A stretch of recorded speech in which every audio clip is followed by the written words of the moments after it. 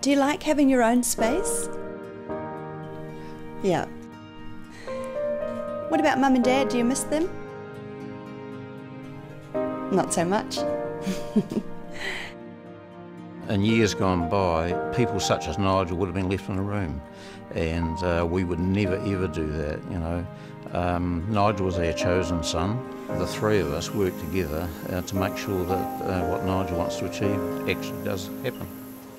Nigel Wates is the adopted son of Russel and Lynn. Here we are. Now 22 years old, he lives in a flat attached to his parents' Blenheim home. Do you think that would be good enough for the vase? You do? Oh, that's great. So are you in charge here, Nigel? He's the bossy one round here. He's in charge of all that we do. He does that a lot of the time, don't you? Yeah. Some of them. Nigel Wates can't move or talk, but he can communicate. And his parents, Russel and Lynn, make it their business to involve him in everything they do. Hi, Charlene. I've just got some flowers for you. Oh, you've been out there picking flowers, Nigel? Yep, that'll be great. Beautiful. I'll leave you to it. Okay. Nigel's got round-the-clock caregivers helping out. What have you got here? Lavenders and roses, and these are absolutely beautiful. Should we put them in a vase for you? Okay, I will. Put them over here. How does that look? Russel and Lynn adopted both Nigel and his older sister Kylie. When he was 5 months old, the Plunket nurse picked that he was lolling his head to one side, and she said, did he always do that? And so we kept an eye on it. At 7 months old, that we got sent for a CT scan and went down to Christchurch to find that he had cerebral palsy, and of course we didn't know what cerebral palsy was. And we were going to do everything we could for him, and that included walking and talking. And so that's the way we progressed with physiotherapy and speech-language therapy. But when he got to 8 years old, we knew then that time had elapsed for him to achieve some form of understanding of speech. Hi, Nige. Lunchtime. Are we running a little bit late today, are we? Nigel was mainstreamed with a full-time teacher aide. He left school last year when he turned 21.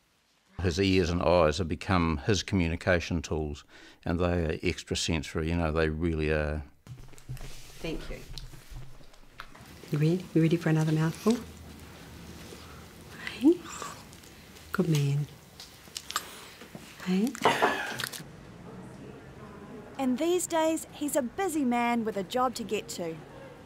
Delivering flowers 3 times a week. Hi, guys. G'day. G'day, Nigel, how are you? Did Mum like her flowers? She did? Big surprise? Yeah. How many are you happy to take? 3, yep. Nigel? Good. Cool. I'll give you that one.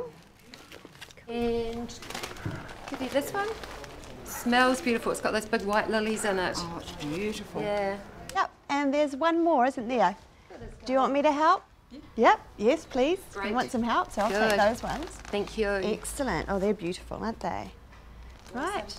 Thanks, guys. Looks like we're ready to go. Caregiver Charlene is part of the support crew that makes things happen. We do swimming twice a week. We do flower deliveries. We do cooking. We often go to the library. We do all sorts of bits and pieces. He's never afraid to not give anything a go.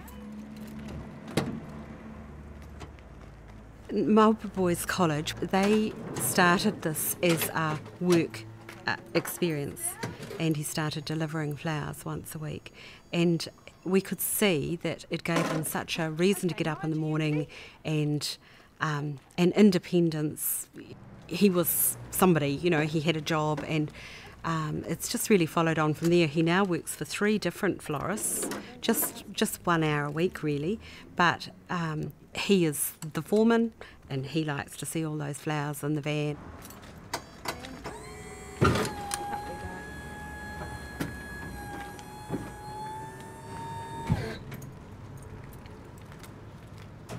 Okay, Nige, in we go. Would you like me to take those? Ah, that'd be great. Lovely. All right. Fantastic. Have fun, Nigel. We will. All right, delivering the flowers, and we'll see you soon. Thank you. Okay, bye. Once the deliveries are done, time for a coffee fix. All right, bye. So is it good, Nigel, to spend a bit of time on your own? Yeah. So it must be nice having that little bit of independence. And Mum and Dad were telling me there's plans for you maybe to go flatting in the future. Would it be good to live with other people your own age? Lynn and Russell have been working on a plan to try and get Nigel out flatting. We'd really love him to go flatting for his own sake. I think it's important, particularly as we get older, that he's with a group of young people and doing things that young people do. Back from town, I want Nigel to show me his computer. He can select the letters he needs one at a time. Cool. So what have you written up there, Nigel? Let's have a look. I saw James downtown. Would you find it a bit slow? Yeah. He doesn't use it much, as he finds it easier to communicate in other ways. During the day, if there's something you wanted, what kind of things do you do to tell people? You look around. Yeah, absolutely. And do most people like Charlene and Mum and Dad understand? Okay, Nige. We'll just strap you in here. It's a painstaking process, making sure they understand what he needs. We do get to a stage where we get completely exhausted, but what we do, if we've asked him 12 or 15 yes-no questions and we don't get the right answer, we say, is it important? If he shakes his head to say no, we say, okay, it might come up later on in conversation in another hour or two or something like that. But if it is important and he says yes, we then have to dig further, ask some more yes-no questions to try and get the answer. There's a bit of that telepathic thing going on too, that between the two of us, between the three of us, we can work out what he's saying and how much it means to him. Okay, does that feel a bit more comfortable? Yeah, good work. Right. Nigel, he has such a lot to give. We wear ourselves out for him, but we get such pleasure and joy. The joy of seeing their son fully involved in everyday life. What's on tonight?